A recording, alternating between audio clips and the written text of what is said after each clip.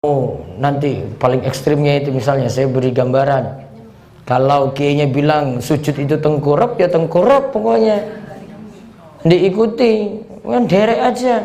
Oh itu kiai saya yang bilang, oh itu ustadz saya yang bilang, ngikut aja. Padahal nggak ada kayak gitu tuntunannya. Itu nggak nyembah rahib nggak loh bu? Ini nggak nyembah kan? Nyembah nggak ini? Enggak, dia nggak datang sujud ke depan rahib, enggak. Cuma ngikut saja dalam ketaatan. Berarti gambaran kita bu, syirik itu bukan hanya nyembah patung, nyembah orang. Nah, itu bukan hanya itu bu. Nyembah kubur bukan hanya itu. Syirik itu banyak sekali. Jadi syirik itu nggak hanya nyembah patung berhala. Kita ini orang Indonesia itu anggapannya syirik cuma seputar itu saja.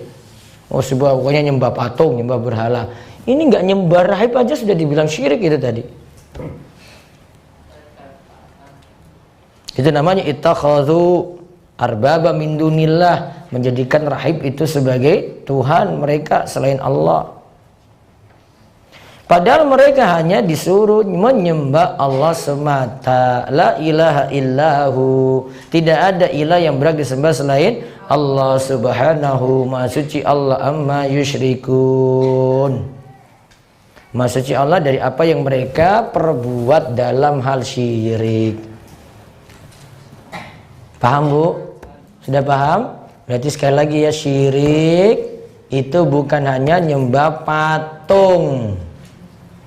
Syirik itu bukan hanya nyembah kubur. Syirik juga ada yang bentuknya syirik fito'ah, syirik dalam taat. Apapun diikuti saja gitu. Makanya kalau dengan manusia itu jangan fanatik banget. Dengan ustadz, dengan kiai fanatik banget, taklid banget. Oh, pokoknya ini saja. Kalau yang lain saya nggak mau terima. Enggak bu.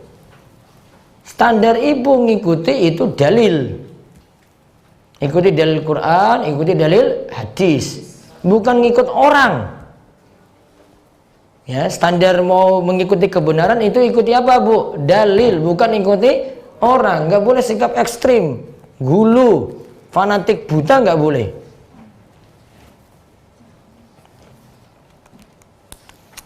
Makanya kalau mau ngaji itu gurunya banyak bu. Cari guru di mana-mana. Kalau bisa punya 1000 guru gitu. Ya. Apa bu? Saling melengkapi, betul. Ini jangan fanatik. Nanti kalau dengar yang satu, wah, pokoknya mau ikuti pendapatnya saja. Yang lainnya itu salah. Oh, ini salah, ini sudah fanatik di situ, nggak boleh. Maka hikmahnya itu ngaji dari banyak guru itu ada bu. Ya. Nanti yang guru sini agak keras, oh dilembutkan dengan yang ini. Kok ini pelan-pelan dia ya. Nah jadi lembut toh. Kalau ngaji sama ini nanti keras terus. Ibu nanti ketemu teman, wah kata-katanya nggak bisa diatur. Main nembak aja gitu. Nggak pakai ancang-ancang dulu. Kayaknya punya banyak guru. Udah, itu tadi tentang apa? Rahib ya. Rahib yang disembah. Disembahnya gimana? Diikuti dalam apa? Taat. Pokoknya ngikuti saja gitu. Kayak gini ada nggak di tengah kita? Wah ada, tadi sudah tak sebut kok. Ibu belum tahu kalau di sini. Kalau tahu di kampung-kampung itu kayak gitu. Mbah Kiai.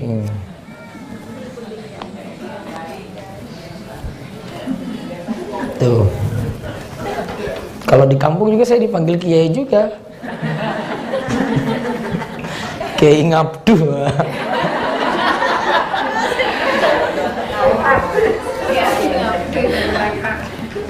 Kalau beberapa orang tertentu panggil Pak Kiai ya.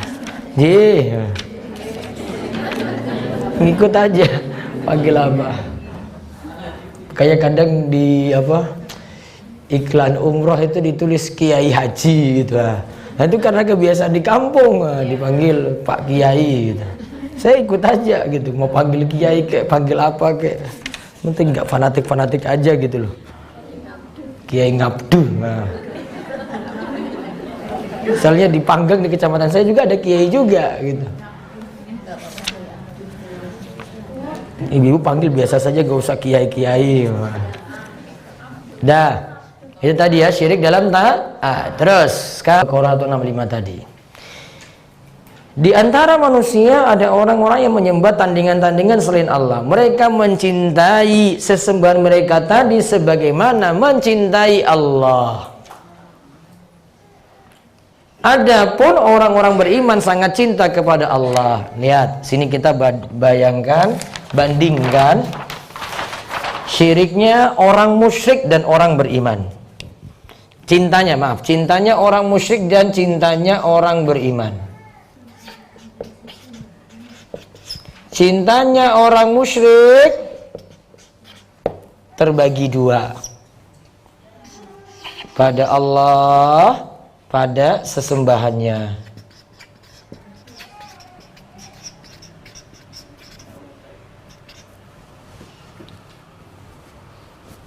Terus kalau cinta orang beriman,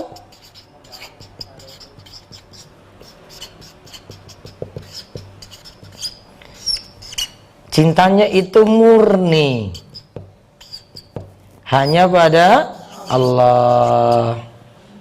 Ini terbagi Bu, 50-50. Mana yang lebih bagus? Cintanya itu murni.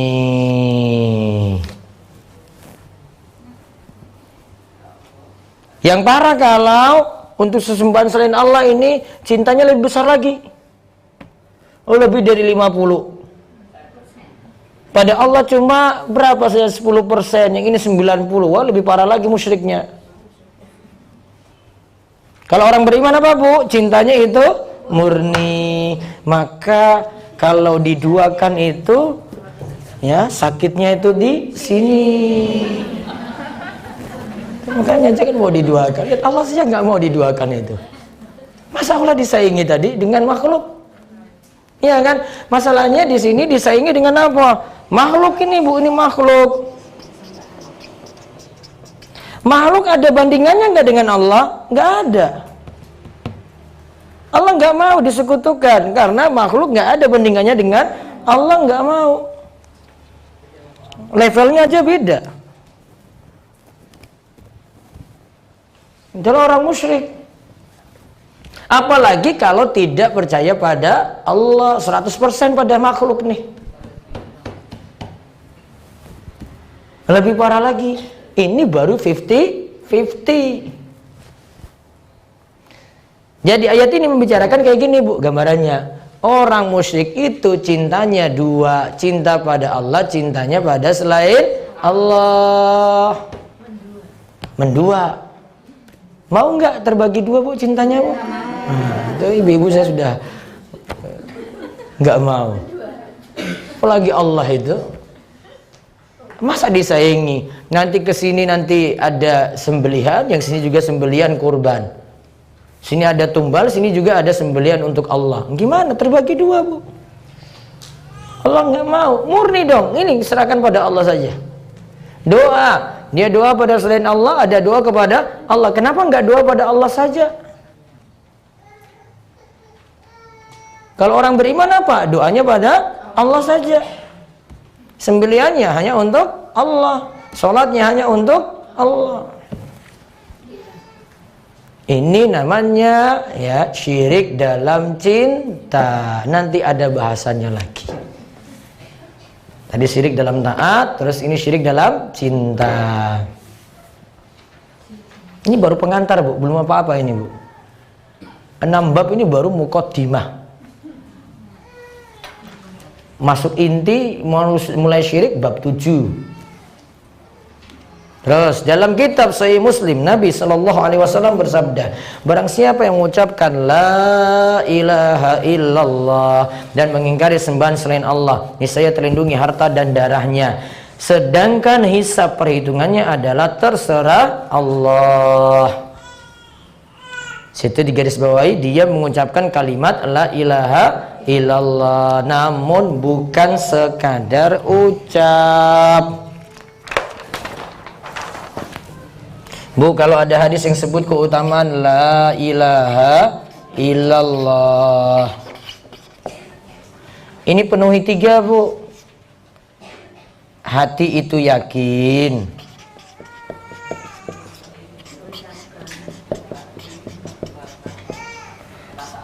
terus lisan itu ucapkan,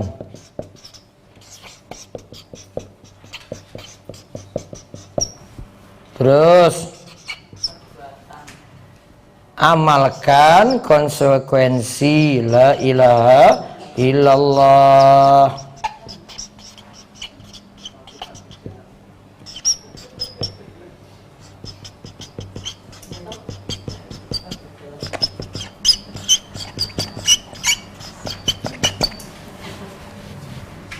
Karena iman itu 3, iman itu dengan hati, dengan lisan, dengan amalkan. Jadi jangan anggap la ilaha illallah itu saya di lisan terus, itu nggak punya keyakinan. Jangan juga kira cuma berarti di situ, ada konsekuensi. Amalkan konsekuensi la ilaha illallah. Konsekuensinya apa, Bu? Tinggalkan syirik.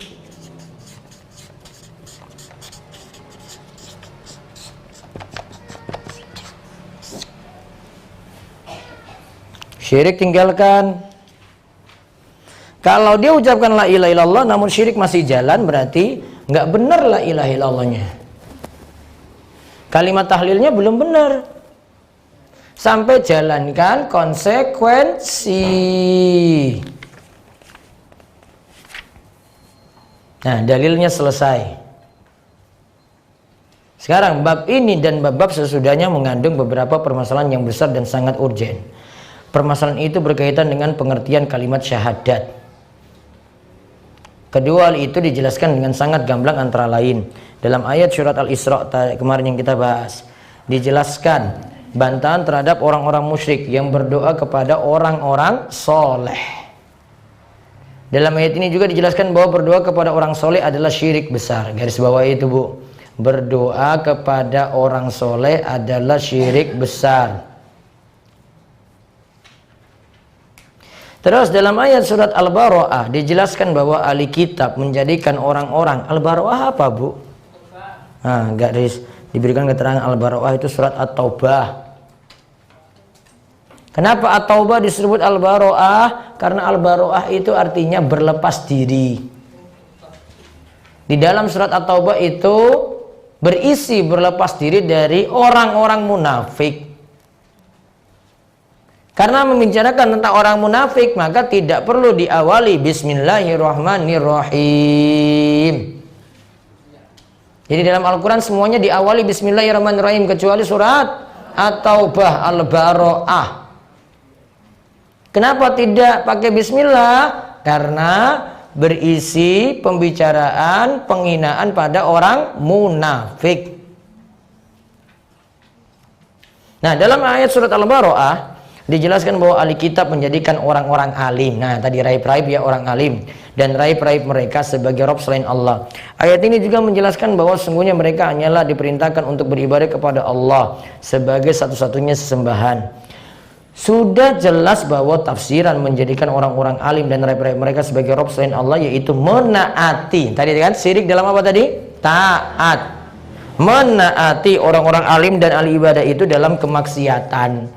Maksiatnya diikuti, karena yang penting ustadznya, kiainya sudah itu lakukan, maka yang lain jadi legal gitu untuk lakukan. Maksudnya bukanlah ahli kitab itu menyembah kepada mereka, namun melakukan syirik dalam taat, bukan datang sujud di hadapan mereka, bukan. Terus poin ketiga, perkataan Ibrahim Al-Khalil alaihi salam kepada orang-orang kafir.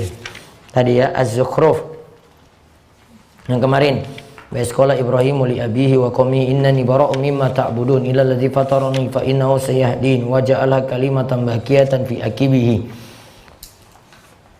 Perkataan Ibrahim Al-Khalil kepada orang-orang kafir, dalam hal ini Nabi Ibrahim mengecualikan Allah dari sembahan-sembahan selainnya. Allah Subhanahu wa taala menyebutkan bahwa sikap berlepas diri kepada sembahan selain Allah dan sikap loyal kepada Allah merupakan tafsiran syahadat la ilaha illallah. Allah berfirman, dan Ibrahim menjadikan kalimat tauhid itu kalimat yang kekal pada keturunannya supaya mereka kembali kepada kalimat tauhid itu. Az-Zukhruf ayat 28. Ayat dalam surat Al-Baqarah yang menerangkan tentang orang-orang kafir, Allah berfirman tentang mereka. Dari Al-Baqarah ayat berapa? 165. Dan sekali-kali mereka tidak akan keluar dari api neraka. Dalam ayat 165 surat Al-Baqarah tadi, Allah menyebutkan bahwa orang-orang kafir mencintai sembahan selain Allah sebagaimana mereka mencintai Allah. Jadi cintanya sama tadi, Bu. Cinta pada Allah, cinta juga pada selain Allah. 50-50, sama. Allah juga menerangkan bahwa mereka sebenarnya sangat mencintai Allah, akan tetapi itu semua tidak memasukkan mereka dalam Islam. Berarti Islam itu gimana, Bu? Hanya cinta pada Allah saja, tidak pada sembahan selain Allah tadi. Lantas bagaimana dengan orang yang kecintaannya terhadap sembahan selain Allah itu lebih besar? Artinya lebih daripada 50%, lebih dari 50 tadi. Bagaimana pula dengan orang yang hanya mencintai sembahan selain Allah dan tidak mencintai Allah? Kemudian keterangan hadis terakhir, sabda Rasulullah SAW, barang siapa mengucapkan la ilaha illallah dan mengingkari sembahan selain Allah, niscaya terlindungi harta dan darahnya, sedangkan hisab perhitungannya terserah kepada Allah. Hadis di atas adalah penjelasan dari beliau yang paling gamblang yang menguraikan kalimat la ilaha illallah. Beliau tidak menjadikan sebab terlindunginya darah dan harta seseorang dengan hanya mengucapkan kalimat la ilaha illallah. Mengetahui maknanya ketika mengucapkannya hanya mengakui kebenarannya, bahkan bukan pula karena hanya meminta kepada Allah saja. Harta dan darahnya tetap tidak akan dilindungi sebelum dirinya menambahkan dalam kalimat la ilaha illallah itu suatu pengingkaran kepada segala sembahan selain Allah. Nah, itu garis bawah, Ibu. Harta dan darahnya tetap tidak akan dilindungi sebelum dirinya menambahkan dalam kalimat la ilaha illallah itu suatu pengingkaran kepada segala sembahan selain Allah. Jika seorang masih ragu dan bimbang, maka harta dan darahnya belumlah terlindungi. Berarti dalam kalimat la ilaha illallah itu kita tetapkan hanya Allah saja yang disembah, kemudian kita hapus sesembahan selain Allah. Allah yang disembah kita tetapkan, berarti sembahan selain Allah kita hapus. Selesai bab ke-6. Lanjut bab 7. Nah, bab 7 seterusnya, Bu, baru contoh-contoh perbuatan syirik. Sekarang kita masuk bab 7, hukum memakai gelang dan benang jimat. Apa, Bu, bentuknya kalau saat ini? Ini di masa silam dulu, Bu. Bu, akik. Tahu akik, Bu? Boleh nggak pakai akik? Boleh. Namun ada akik itu yang punya isi. Hanya ada jinnya, bisa terlindungi, bisa memperlancar rizki. Kalung juga ada diisi jin. Nah.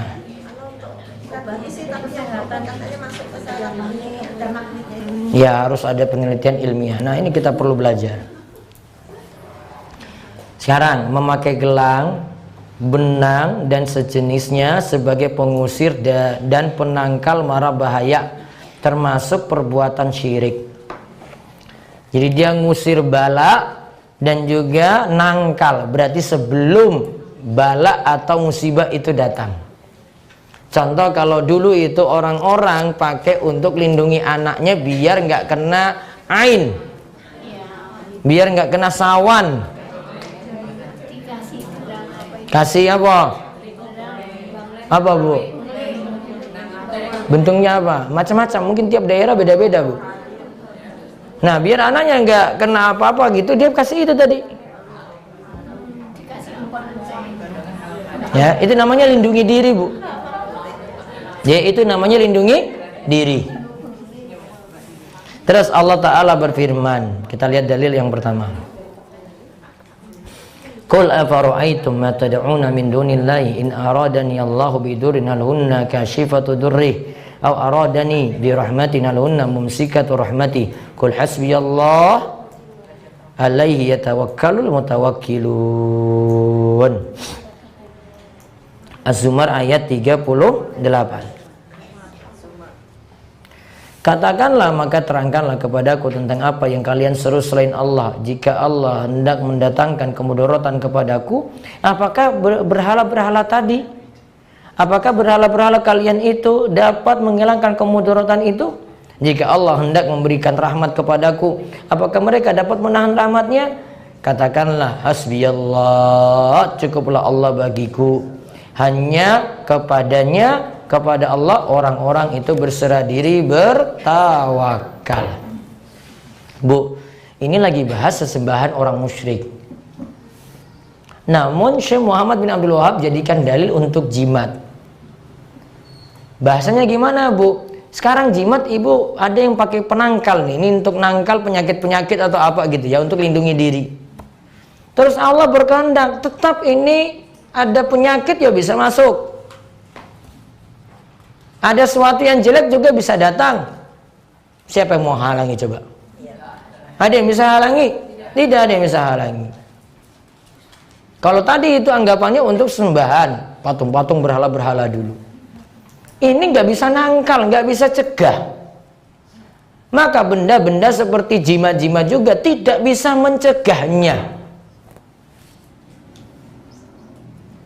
Nah, makanya Nabi SAW punya sikap pada orang-orang yang pakai jimat. Coba lihat di bawahnya.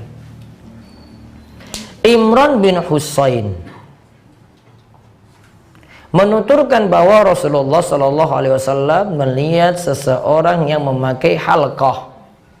Lihat keterangan halqah di bawah, gelang atau kalung. Ini terbuat dari kuningan. Beliau lantas bersabda, "Mahadihi, apa ini?" Orang itu jawab, "Minal wahina, ini penangkal sakit." Terus faqal, Nabi SAW terus katakan, "In za'aha fa innaha la taziduka illa wahnan fa innaka law mitta wa ya'alaika ma aflahta abadan." Nabi bersabda, lepaskanlah barang itu. Suruh lepas tadi. Lepas apa? Apa tadi, Ibu? Gelang. Karena gelangnya dia pakai untuk jimat. Nabi suruh lepas itu. Barang itu hanya akan menambah kelemahan pada dirimu. Jadi bukan penyakit itu nggak jadi datang, malah buat tambah sakit.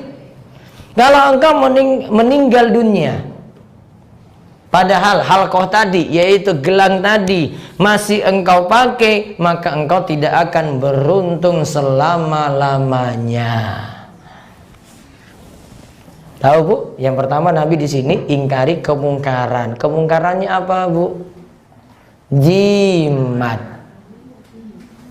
Maka kalau ada yang pakai penangkal-penangkal kayak gini, harus ada amar ma'ruf nahi mungkar.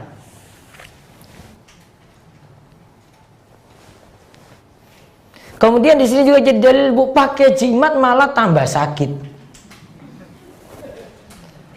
Bukan untuk menangkal sakit. Mungkin ada yang sementara saja gitu ya.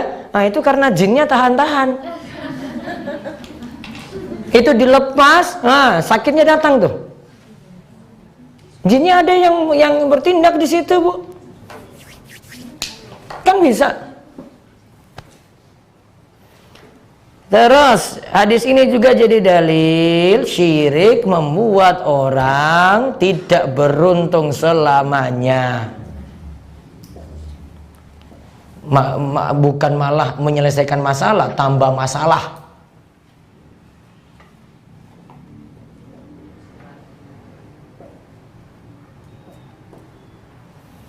Kalau di sini bicarakan gelangnya dari Kuningan, berlaku nggak untuk gelang-gelang yang lainnya? Berlaku. Bendanya di sini nggak dipandang, Bu.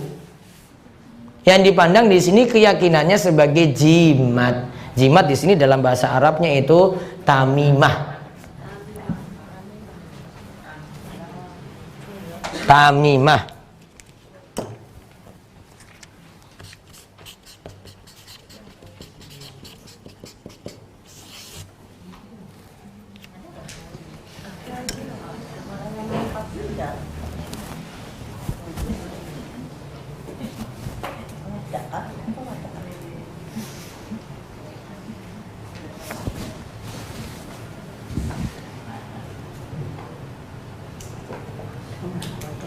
Terus hadis ini juga menunjukkan, Bu, bahayanya berbuat syirik terus tidak bertobat sampai mati. Mendingan sekarang tobat, sadar, ya kan? Sudah tobat untuk ini, nggak lanjut lagi. Daripada syirik itu tidak ditobati sampai mati. Maaflah tak abadan, tidak akan beruntung selamanya.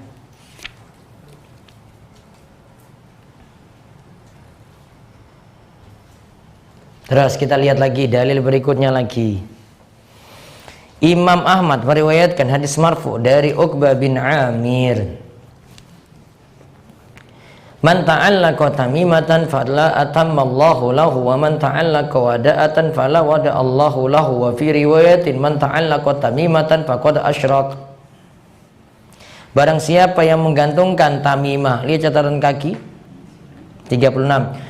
Tamimah itu jimat yang biasa digantungkan pada diri seseorang atau pada anaknya. Biasanya kalau pada anak itu tadi untuk ngatasi sawan atau ain.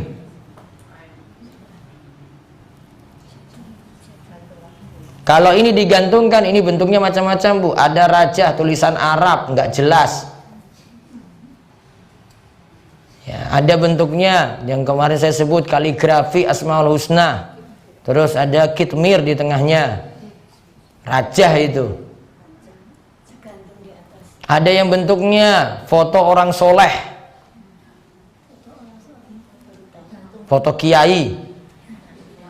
Terus di keyakinan di situ ini datangkan berkah nanti dalam rumah karena ada foto kiai ini. Ada yang pakai foto lagi Nyi Roro Kidul. Nah, kui parah meneh orang nganggo jilbab. Ya. Itu punya keyakinan, Bu, itu bukannya sekedar pajang, Bu, itu punya keyakinan sendiri. Di rumahnya terlindungi, nggak ada gangguan, rezeki datang, nggak kayak gitu. Sama fungsinya, Bu. Jadi bukan hanya seputar gelang kita bicara di sini. Ya, kalau tadi itu gelang, ini bentuknya macam-macam, Bu. Yang penting punya keyakinan bisa lindungi, bisa datangkan manfaat. Bisa lindungi diri, lindungi rumah, lindungi anak, atau bisa bawa berkah. Tadi rizkinya lancar, ya, jualannya laris, nah, pelarisan kan, nah, macam-macam. Baksonya padahal biasa saja, namun pakai pelarisan ya. Orang ngantri, ini opo lagi ngantri terus. Oh, pelaris. Ya, namun nggak semua, namun ada yang pakai pelarisan kayak gitu. Mau dicoba, kok biasa saja, namun kok orang bolak-balik datang situ. Namun nggak boleh nuduh warung yang laris malah pakai pelarisan, nggak boleh.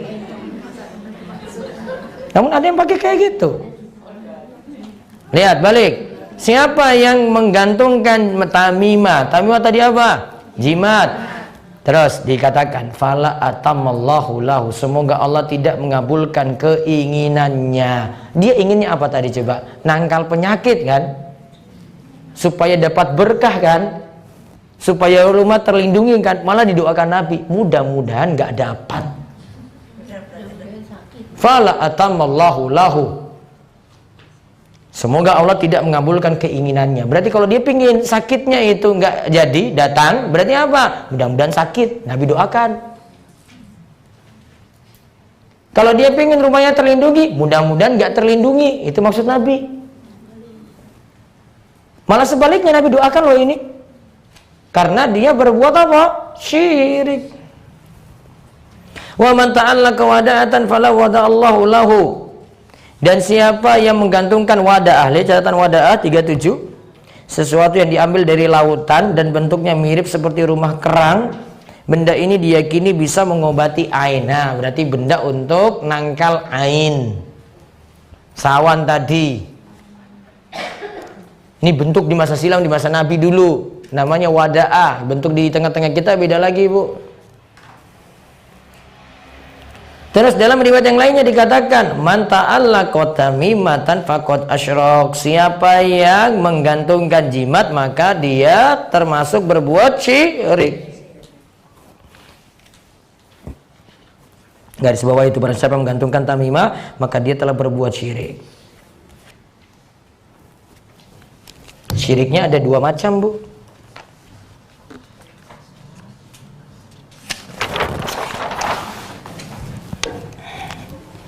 Ini pakai tamimah atau jimat. Syiriknya bisa dua, Bu. Syirik besar, syirik akbar. Bisa syirik kecil, Bu. Kalau syirik kecil itu cuma yakin itu jadi sebab.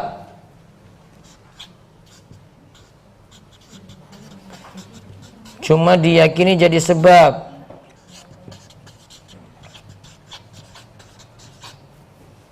Padahal bukan sebab, nggak ada bukti ilmiah.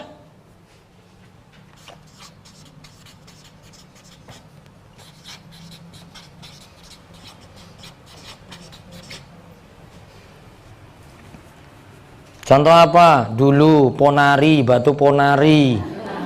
Wih. Apa bukti ilmiahnya coba, Bu? Nggak ada. Pasang raja tadi yang kaligrafi macam-macam. Apa buktinya kalau itu secara ilmiah datangkan rizki? Nggak ada juga. Nah, sebab ini, Bu, kalau ada sebab, Ibu bisa jadikan sebab, ya ini jadikan sebab, itu dengan dua cara, Bu. Ini tadi, ini kan ada sebab ya.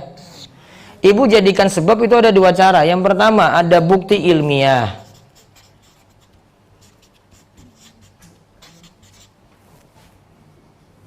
Yang kedua, ada bukti dalil.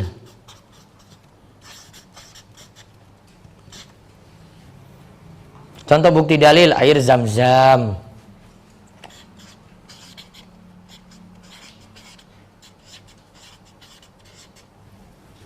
Apalagi, Bu?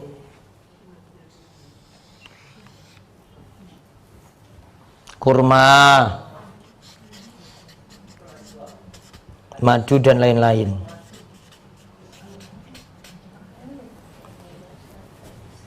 Kalau bukti ilmiah, ada obat-obat dari medis, itu kan bukti ilmiah semua.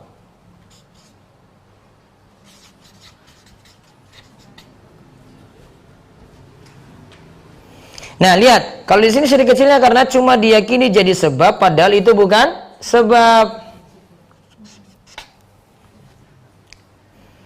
Harusnya apa tadi, Bu? Dia buktikan dulu nih. Biasanya pengobatan alternatif nanti seputar ini. Ada yang nggak masuk akal.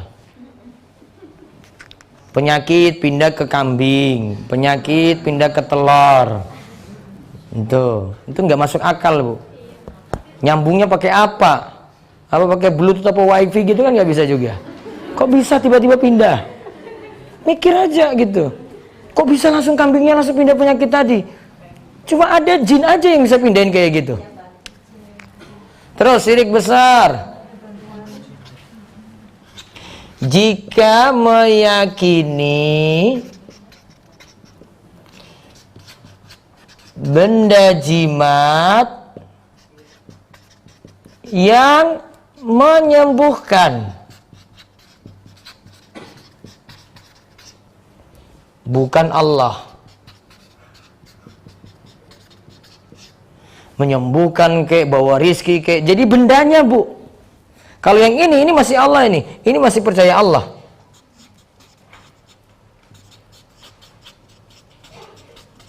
Kalau syirik kecil itu masih percaya Allah nih. Kalau ini enggak, benda ini pokoknya yang datangkan rizki bagi saya, benda ini yang nanti menyembuhkan penyakit saya, gitu. Jadinya syirik apa? Akbar. Jadi kaligrafi ini nanti yang datangkan rizki di rumah saya, bukan Allah. Allah nggak beri rizki, itu benda ini yang beri rizki. Jadi menyembuhkan, memberi rizki, bawa manfaat apapun. Jatuh dalam syirik apa? Besar. Kalau ini syirik kecil. Orang yang pakai jimat seputar dua itu, Bu.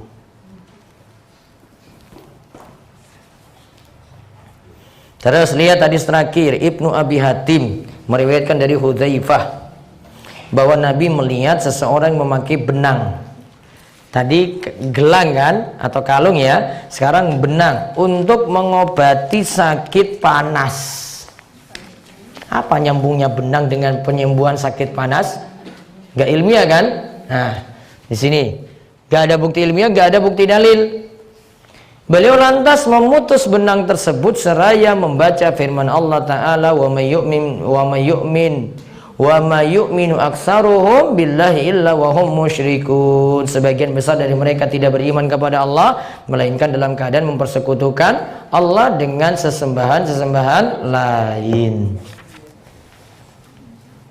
Itu tadi pakai apa tadi? Benang. Terus ditegur oleh Nabi, wa may yu'minu aktsaruhum billahi illa wa hum musyrikun. Kenapa mereka tidak bersandar pada Allah saja, kok pada benang? Sekarang lihat kandungan bab. 1, dilarang keras memakai gelang, benang dan sejenisnya untuk tujuan-tujuan seperti di atas. Untuk tujuan apa, Bu? Jimat.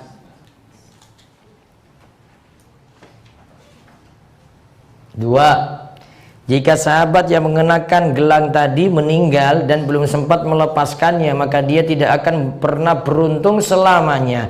Ini menunjukkan kebenaran pernyataan para sahabat bahwa syirik kecil lebih parah daripada dosa besar.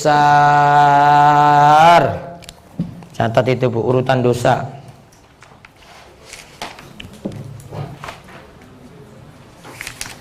Lagi sampun. Nah, syirik kecil apa tadi?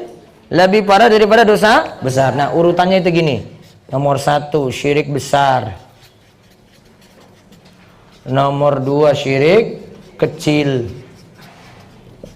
Nomor 3 ini ada bid'ah. Nomor 4 ini baru dosa besar. Nomor 5 baru dosa kecil. Ini urutan dosanya ini, Bu.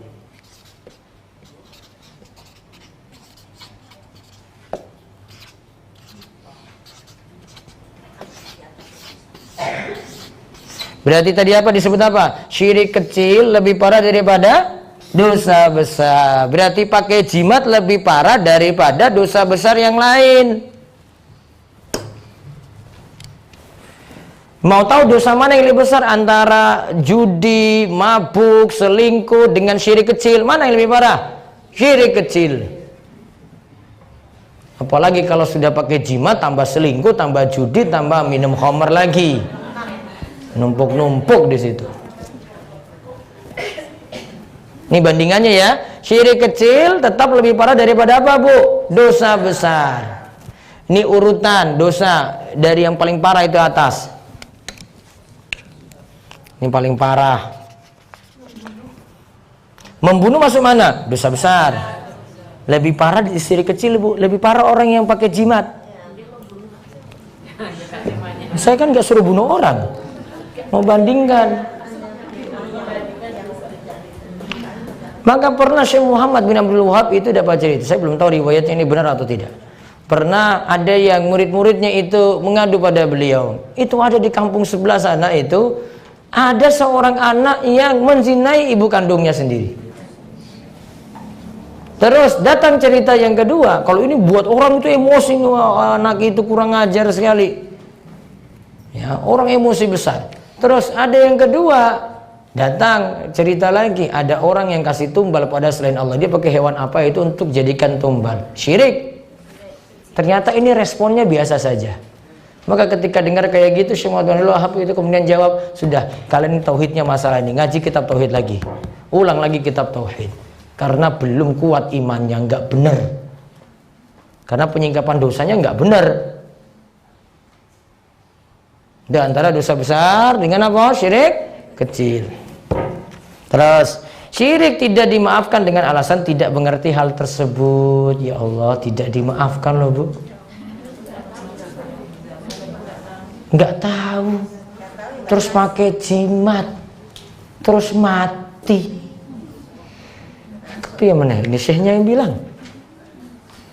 Makanya mumpung ada kesempatan, tobat. Terus tadi jimat-jimatnya diapain? Dibuang, dibakar, rajanya bakar. Terus yang keempat, gelang, benang dan sejenisnya tidak berguna di dunia. Bahkan benang itu justru akan mendatangkan kemudorotan. Hal ini berpijak pada sabda beliau, dia hanya akan menambah kelemahan pada dirimu, cuma buat tambah apa? Lemah. Terus yang kelima, Rasulullah SAW mengingkari dengan keras orang yang melakukan perbuatan seperti itu. Terus yang keenam, dijelaskan bahwa orang yang menggantungkan sesuatu, maka Allah akan menjadikan dirinya selalu mengandalkan barang tersebut. Kalau mengandalkan barang berarti Allah berlepas diri. Berarti orang yang pakai jimat, Allah tidak datangkan pertolongan. Malah Allah jauh dari orang tadi. Allah jauh dari orang tersebut. Kita kalau menggantungkan diri pada sesuatu, ya, maka akan buat diri kita itu bergantung pada itu. Terus Allah gimana? Allah berlepas diri. Padahal kita menggantungkan sesuatu ini pada sesuatu yang lemah. Ya, manusia kan lemah. Benda-benda tadi kan lemah. Lemahnya apa? Bisa hancur, bisa musnah, bisa hilang. Kalau menggantungkan diri kepada Allah, Allah Maha Sempurna, Maha Hidup, tidak binasa.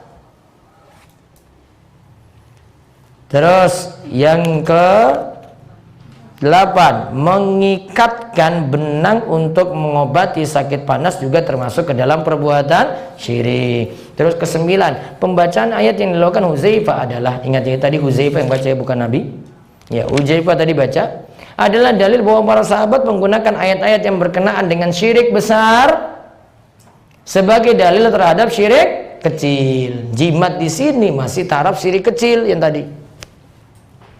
Hal ini sebagaimana diungkapkan Ibnu Abbas dalam sebuah ayat surat Al-Baqarah. Terus 10, menggantungkan wadah. Wadah itu tadi apa? Kerang, hasil laut ya, yang dipakai untuk melindungi ain. Sebagai penangkal ain termasuk perbuatan syirik. Terus ke-11, orang yang menggantungkan tamimah didoakan agar tidak dikabulkan keinginannya. Sedangkan orang yang menggantungkan wada'a didoakan agar Allah tidak memberi ketenangan padanya. 2 bab selesai. Sudah ibu-ibu? Bab ke-8 itu tentang ruqyah dan tamimah. Di sini tidak dimutlakkan ruqyah dan tamimah ini syirik, Bu, karena ada ruqyah yang benar, ada ruqyah yang salah, ada tamimah di sini, ada pembahasannya lagi gimana tamimahnya berupa ayat Al-Qur'an. Insya Allah di pertemuan bulan berikutnya. Gimana Bu? Pekan kedua, ketiga? Ketiga saja kalau gitu. Bahas. Hah? Pekan kedua arba'in. Ya, nanti bulan depan jadi pekan kedua, pekan ketiga. Pekan keempat saya umroh. Pekan kedua apa? Arba'in. Pekan ketiga tauhid. Berarti kita tauhidnya pekan ketiga nanti ya. Insya Allah bisa ke Mekah lagi. Ada pertanyaan? Ada pertanyaan? Monggo Bu. Waalaikumsalam warahmatullahi wabarakatuh.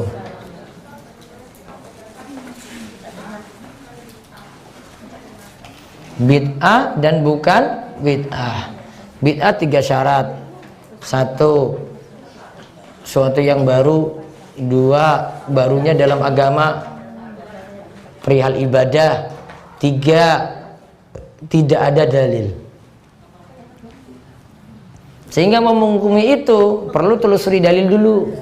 Kalau dalilnya tidak ada maka tidak perlu dilakukan, masuk bid'ah. Pembahasannya masih panjang Bu itu. Nanti di hadis arba'in nomor 5. Sudah hadis arba'in nomor berapa? Sudah 3. Besok keempat. Sudah 3 rampung toh? Nah, besok keempat. Nanti di hadis arba'in nomor 5. Ya, di pekan kedua nanti kita bahas insyaallah. Ada lagi. Kalau misalnya ada gosip tentang warung bakso itu pakai pelaris gitu. Warung bakso pakai pelaris. Ya, emang laris banget tapi itu emang enak gitu. Nah, nggak usah dipercaya yang bilang gosip kayak begitu. Itu namanya ingin jatuhkan bisnis orang. Ada nanti diisukan lagi daging baksonya ternyata pakai daging babi misalnya. Isu nggak benar lagi nanti. Kadang itu ingin jatuhkan orang ini sama-sama pebisnis, sama-sama tukang bakso juga. Dia berikan isu kayak gitu biar orang nggak datang ke warung tadi. Jadi nggak usah dipercaya dulu sampai ada bukti. Terus ya.